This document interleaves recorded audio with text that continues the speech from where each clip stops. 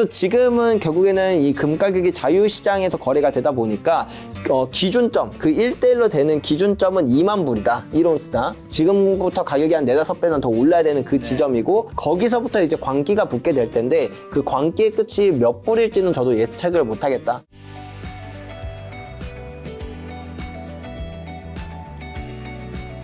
특히 국가적 위기상에서 종이금이 아닌 반드시 실물금을 쥐고 있어야 하는 이유는요? 그쵸. 이게 그러니까 ETF도 좋고 금통장도 좋고 KRX 금시장도 좋고 다 좋은데 전 KRX 조금 사고 있습니다. 네. 근데 저는 왜 실물만 사냐면 실물 생각해 보세요. 잠깐만요. 실물만 사는 거예요? 아니면 딴 것도 있긴 한 거예요? 아니면 실물의 비중이 높다예요? 비중으로 따지면 거의 99%니까 나머지가 의미가 없구나. 그것 사실 그 1%도 뭔지 아세요? 옛날에 그 제가 강의했는데 사람들한테 KRX 어떻게 사는지 알려주려고 알려줘야 되니까. 네, 그때 사놓고 까먹고 지금 갖고 있는 거예요. 네네. 아무튼 그런 정도라. 근데 여하튼 저는 그럼 왜 실물은 부가세 10%도 내야 되지? 살 때 팔 때 가격 차이도 다르지? 사자마자 15% 손해보는데 왜 실물을 사냐라고 하면은 두 가지 의미가 있어요. 첫 번째는 실물이 생각보다 효율적이에요. 그러니까 예를 들어서 우리가 ETF로 투자를 할게요. 그럼 ETF는 수익의 15.4%를 세금으로 내야 돼요. 근데 금 가격이 오를 때 아까 말씀드린 것처럼 적게 오를 때 7배, 많이 오를 때 26배가 상승하는데 그 수익의 15.4%를 내야 된다는 건 오히려 부가세 10%보다 훨씬 더 많은 세금을 내게 되거든요. 그래서 효율 면에서 사실은 실물이 훨씬 나은 점이 많다. 플러스 알파로 금 가격이든 은 가격이든 많이 오르는 구간에서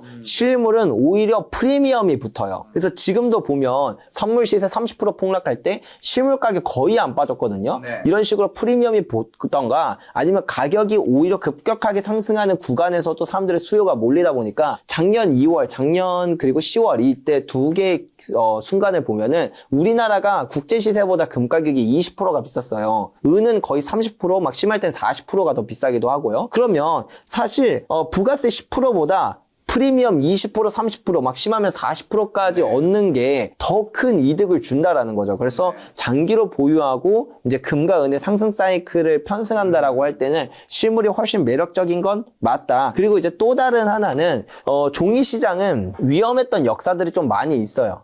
이제 앞서 말씀드렸던 부분이었는데 2022년에 니켈 사태나 그다음 마이너스 원유 사태 그리고 그런 거 말고도 국가가 직접 금과 은을 통제했던 역사들도 많거든요. 뭐 미국 같은 경우에는 1933년 이제 루즈벨트 대통령이 금 몰수법이라는 행정명령을 내려서 금을 소유하기만 해도 10년형의 그 징역형에 처해지고 그리고 플러스 우리 지금 현재 돈의 가치로 따지면 한 10억 원의 벌금까지 그러니까 둘을 같이 때려요. 그 정도로 이렇게 통제를 했던 역사가 많이 있습니다. 그거 외에도 뭐 최근에 경제위기 있었던 아르헨티나, 베네수엘라 이런 국가들, 이란 같은 국가들을 봐도 먼저 이제 금이나 외환 같은 것들을 다 통제 걸어버리고 은행문 닫아버리고 이런 일들이 되게 비일비재하거든요.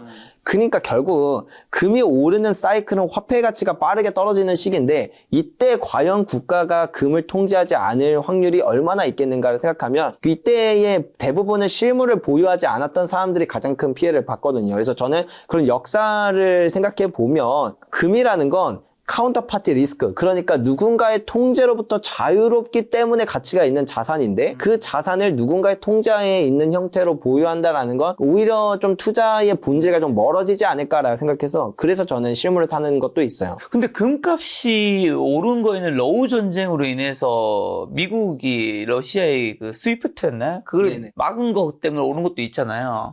근데 그게 단순히 지정학적인 문제만 따지면 가격에 미쳤던 영향은 크지 않은데 말씀하셨던 그 사건 자체가 완전히 이제 금으로 넘어가는 그 가속도를 확 붙여줬다. 그러니까요. 내가 해외 달러 가지고 있어도 이게 내 게 아닐 수도 있다. 네, 맞아요. 그래서 저는 들고 싶은 게 러우 전쟁, 중동 분쟁 등 지정학적 이슈가 평화협정이 맺어진다면 또 요즘 뭐 러우 전쟁 해결된다는 얘기도 조금씩 들리는데 금가 상승세가 좀 꺾일 수도 있지 않나요? 만약에 그런 평화적인 분위기로 가면은 단기적으로는 꺾이는 게 맞아요. 근데 장기적으로는 아무 의미가 없는 이유가 뭐냐면 일단 미국이 그 행동을 취했다라는 게 핵심이에요. 그러니까 러시아의 외환 보유고를 동결하고 스위프트 시스템에서 배제하고 베네수엘라 마두로 대통령 잡아오고 이런 걸 보면 과연 누가 외환보유고 우리나라의 국간에 달러를 담아두고 싶겠냐라는 거예요. 그렇죠. 앞서 또 말씀드렸던 그런 그 부채 문제나 다양한 포인트들 때문에 사실 달러는 가만히 내버려둬도 가치가 떨어질 수밖에 없는 자산이에요. 근데 여기에 얹어서 달러를 갖고 있었다는 이유만으로 내 외환보유고의 그 달러 자산이 동결당해서 내가 사용하지 못하게 된다? 그러면 이게 과연 안전자산이 맞냐 이거죠. 안전자산은 두 축밖에 없어요. 결국엔 달러 아니면 이제 금. 뭐 물론 유로화나 위화나 엔화 같은 것들을 담아두는 국가들도 있지만 그냥 이걸 다 뭉뚱그려서 화폐라고 칠게요. 화폐와 금밖에 없어요. 근데 화폐는 미국조차도 그렇게 직접적으로 무기처럼 달러를 사용을 하는데 그러면 뭐 위안화는 안 그럴까요? 엔화나 뭐 유로화는 안 그럴까요? 다 그럴 수 있는 시기가 됐다라는 뜻이에요. 그러면 이제 국가들은 결국엔 외환보유고에 뭔가 안전자산을 담아둬야 되는데 담아줄 게 이제 금밖에 없는 거죠. 그래서 사실 2022년 러시아 우크라이나 사태 이후부터 전 세계 중앙은행들의 금 매입량이 1950년대 사상 최고치를 매년 이제 찍고 있어요. 예, 그런 흐름들이 나타난다라는 게 결국엔 이런 거대한 흐름, 달러에서 이제 금으로 이동하고 있는 흐름, 정확히 말하면 뭐 탈달러라고 표현하기보다도 탈화폐로 가고 있는 이런 흐름이 나타나는 게 핵심이다. 말씀하신 이유들 때문에 최근 각국 중앙은행들이 미국 국채를 팔고 금 매입량이 사상 최대치를 계속 늘리고 있는 건가요? 네, 맞아요. 그래서 옛날에는 한 2000년 초반만 보더라도 금을 많이 샀던 국가는 중국, 러시아 이런 이제 좀 미국과 완전히 대척점에 있는 국가들이었거든요. 근데 러시아, 우크라이나 사건 터지고 나서 보면은 동유럽 국가들이 진짜 많이 사요. 특히 폴란드가 좀 대표적인데 보통 그 전에 이제 2022년 이전에를 보면 전 세계 중앙은행들이 이제 금을 매입하는 순매수량이 다 합쳐봐야 한 200톤 정도 되거든요. 근데 폴란드가 재작년에 1년 만에 100톤을 샀어요. 그리고 올해는 150톤을 사겠다고 공식적으로 발표를 했거든요. 그 정도로 이제 폴란드, 뭐 체코, 그다음에 뭐 터키, 그 외에도 다양한 국가들이 동유럽 국가들까지도, 그러니까 미국과 사이가 안 좋은 국가들 말고 중립적인 국가들도, 그다음에 친했던 국가들까지도 이제 그러니까 달러를 보유하는 것 자체는 리스크일 수 있겠다 생각을 하는 거죠. 말씀하신 대로 폴란드와 중국이 금을 쓸어 담는 게 단순한 안전자산 신호를 화폐 시스템의 종말을 예고하는 신호로도 볼 수 있나요? 이건 너무 또 과도한 해석인가요? 아니요, 맞아요. 화폐 시스템의 종말이라기보단 변화라고 봐야겠죠. 네, 화폐 시스템에 이제 바뀌는 그 변곡점에 있는 시기다 보니까 그렇다라고 생각해 볼 수 있어요. 결국에 이게 중앙은행들이 금을 사기 시작한 건 2010년부터 샀었고 그 다음에 외환보유고에서 달러 비중이 줄어든 건 2000년부터 줄어들고 있었거든요. 결국에 지정학적인 문제가 터지기 전부터도 이미 화폐 시스템이 바뀌는 그 변곡점을 중앙은행들이 생각하면서 금으로 이동하고 있었던 흐름은 원래 나타났었다. 근데 그게 정말 급격하게 빨라진 게 2022년 러시아 우크라이나 사태 이후다. 이렇게 생각하면 될 것 같아요. 자, 그리고 또 달러 인덱스와 금값의 상관관계가 깨지는 절대적 약세 구간은 언제 오는 거죠? 달러 인덱스와 금가격 상관관계가 깨지는 그런 때는 이미도 많이 나타나고 있다. 물론 아직까지는 달러 인덱스와 금이 반대로 가는 경향은 있겠지만 이게 앞으로는 오히려 같이 가는 상황들도 더 자주 보이게 될 거라고 생각을 하는데 보통 그런 말을 하잖아요. 달러가 강해지면 금이 약해진다. 그렇죠. 근데 그 말이 반은 맞고 반은 틀린 게 달러라는 걸 기준으로 보면 맞는 말이 될 수 있거든요. 근데 달러 인덱스라고 두고 보면 그게 조금 다른 말이 돼요. 왜냐면 달러 인덱스가 높아지면 달러 강세다라고 얘기를 하는데 그게 상대적 강세를 의미를 해요.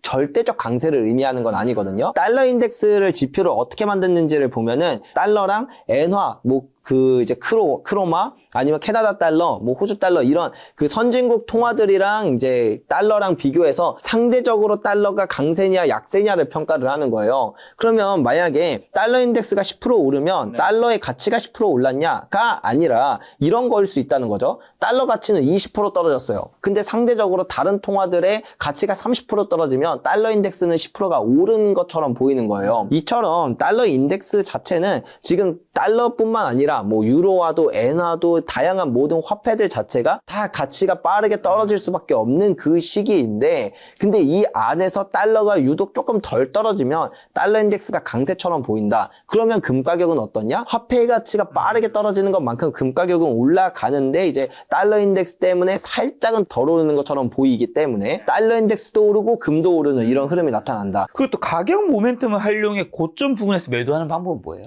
이게 금 가격이 자꾸 이제 제가 뭐 다양한 지표들 아까 금은비도 말씀드리고 뭐도 말씀드리고 하면서 이제 적어도 고점이 되려면 이제 나타나야 되는 시그널들이 있다. 그러니까 지금이 고점이랑 멀었다라고 말씀을 드리지만 그래도 나 뭔가 불안하다. 이미 고점 지나는 거 아니면 어떡하냐. 이런 생각이 드실까봐 제가 정말 최후의 엑시트 플랜을 알려드려요. 엑시트 플랜이 뭐냐면 이 시그널이 나오면 이 전에 무슨 그 고점 시그널, 그러니까 고점을 알려주는 전조 시그널이 나왔든 그냥 이 시그널 나오면 무조건 팔고 나가자. 그냥 무조건 손절치고 나가자라고 하는 그 최후의 그 매도 시그널이거든요. 그게 금이라는 자산이 생산량이 일단 기본적으로 추세성을 갖고 있다 보니까 금 가격도 길고 분명한 추세성을 가지고 있어요. 그런 특성 때문에 다른 자산들 뭐 주식이나 외환이나 부동산이나 채권 시장에서도 다 먹히는 투자 전략인데 이 추세 추종 투자법이 금에는 진짜 기가 막히게 잘 맞거든요. 추세가 너무 길고 분명하니까. 그래서 이 추세 추종 투자법이 어떻게 쓰냐면 일반적으로는 1년 전의 가격과 지금 가격을 비교해서 가격이 높으면 상승 추세, 가격이 낮아지면 하락 추세로 이렇게 받아들이고 그 매수와 매도를 하는 전략이에요. 근데 금은 추세가 조금 더 길어서 1년 6개월 전의 가격으로 하는 게 제일 괜찮거든요. 그래서 1년 6개월 전의 가격이랑 비교해서 그러니까 지금이 2026년 2월이니까 2024년 8월 가격이랑 비교를 해서 지금 가격이 더 높다. 그러면 아직 상승 추세구나 라고 판단하고 이렇게 쭉 보유를 하고 그럼 실제로 진짜 금이 고점을 찍으면 얘가 내려올 거 아니에요. 근데 1년 6개월 전의 가격은 아직 고점을 향해 달려가고 있겠죠. 그러다 보면은 지금 가격이 1년 6개월 전 가격보다 이렇게 내려오는 지점이 딱 생깁니다. 그럼 팔아야 된다. 네, 이때 매도하면 돼요. 이제 내려오는 어깨군요. 맞아요. 내려오는 어깨입니다. 근데 금이라는 자산이 일단 추세성이 길고 두 번째는 그 고점에서 머무는 기간이 상당히 길어요. 짧아도 한 1년, 길면 2, 3년까지도 가거든요. 그래서 웬만해서 이 매도 시그널이 떠서 판다고 해도 그게 막 여기 막 허리에서 파는 게 아니라 보통 어깨쯤이다라는 걸 알 수가 있어요. 그래서 2000년대 상승장에서도 똑같고 1970년대 상승장에서도 똑같다. 그렇기 때문에 금을 투자함에 있어서 너무 마음을 조급하게 가질 필요도 없고 적어도 이 엑시트 플랜을 가지고 있다라고 한다면 뭔가 내가 금을 투자함에 있어서 그런 두려움을 한층 내려놓고 투자할 수 있지 않을까 싶어서 이런 엑시트 플랜을 말씀드렸습니다. 그리고 또 고점 신호 중 하나가 생산량 지표가 반등하는 것도 고점 신호 중 하나인가요? 맞아요. 생산량이 늘어나면 이제 금 가격이 떨어지기는 해요. 근데 그렇다고 해서 늘어나자마자 바로 떨어지는 건 아니고 이 상승할 때 관성의 법칙이 좀 있어가지고 생산량이 보통 2년에서 3년 정도 늘어나면 그때부터 이제 고점 찍고 쭉 떨어지거든요. 그런 측면에서 뭐 2000년대도 보더라도 이제 2002년부터 생산량이 줄기 시작해서 상승 추세가 만들어졌다가 2008년에 이제 생산량이 저점을 찍고 2009년부터 상승을 해요. 9년, 10년, 11년 찍고 이 3년째 됐을 때 이제 금이 최고점이었다. 1970년대 상승장에서는 1970년부터 이제 생산량이 줄어들기 시작하면서 금의 슈퍼사이클이 생성됐는데 그리고 나서 생산량이 1978년 이제 그때 저점 찍고 늘어나요. 그래서 79년, 80년 해서 80년에 이제 고점을 찍었거든요. 뭐 그다음에 1930년대 상승장도 마찬가지로 이렇게 생산량이 2년에서 3년 정도 늘어나는 그 지점이 보통 고점이었다. 이제 요걸 기준으로 보면은 지금 그 전 세계에서 가장 큰 금광 기업들의 사업 보고서를 읽어보면 좀 빠른 데가 그나마 한 2029년 정도가 돼요. 사실 2029년 정도가 된다고 해서 그게 생산량을 실제로 뭐 드라마틱하게 늘리진 않을 거라 생각해서 2030년부터 늘어난다라고 치면 30년, 31년 대충 한 31년 정도가 고점일 가능성이 있고 만약에 2029년부터 그게 생각보다 생산량이 많이 나온다 라고 하면 그 개발이 생각보다 금광이 크고 생산하는 속도가 빨라서 많이 늘어난다라고 하면 30년 정도가 고점이 되겠다 이렇게 생각해 볼 수 있겠죠. 자, 30년에 친다면 금값, 은가 앞으로 2030년까지 어느 정도까지 오를 수 있을까요? 고점이 어딘가는 저도 몰라요. 하지만 적어도 어느 지점 이상으로 올라가는지는 역사적으로 늘 공통된 특징이 있거든요. 자, 금 가격이 오른다는 건 결국엔 화폐의 가치가 재평가가 이루어진다는 뜻이에요. 늘 비슷한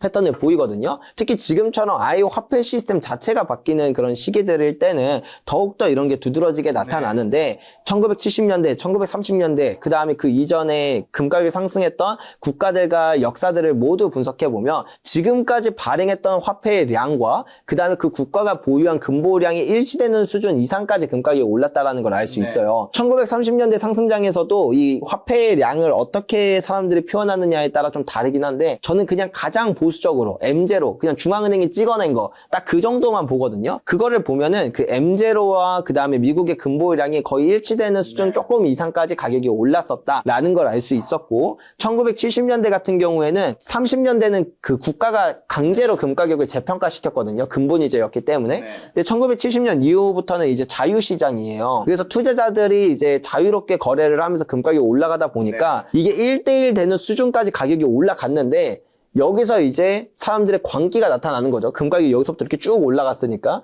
여기서 더 투기 수요가 붙어서 그것보다 한참을 상회할 정도로 가격이 많이 올랐다. 그래서 지금은 결국에는 이 금 가격이 자유시장에서 거래가 되다 보니까 기준점, 그 1대1로 되는 기준점은 2만 불이다. 1온스다. 지금부터 가격이 한 4-5배는 더 올라야 되는 그 지점이고 거기서부터 이제 광기가 붙게 될 텐데 그 광기의 끝이 몇 불일지는 저도 예측을 못하겠다. 하지만 2030년 그 사이클 동안 2만 불은 자연스럽게 지나갈 거다. 그렇게 이해해보면 될 것 같아요.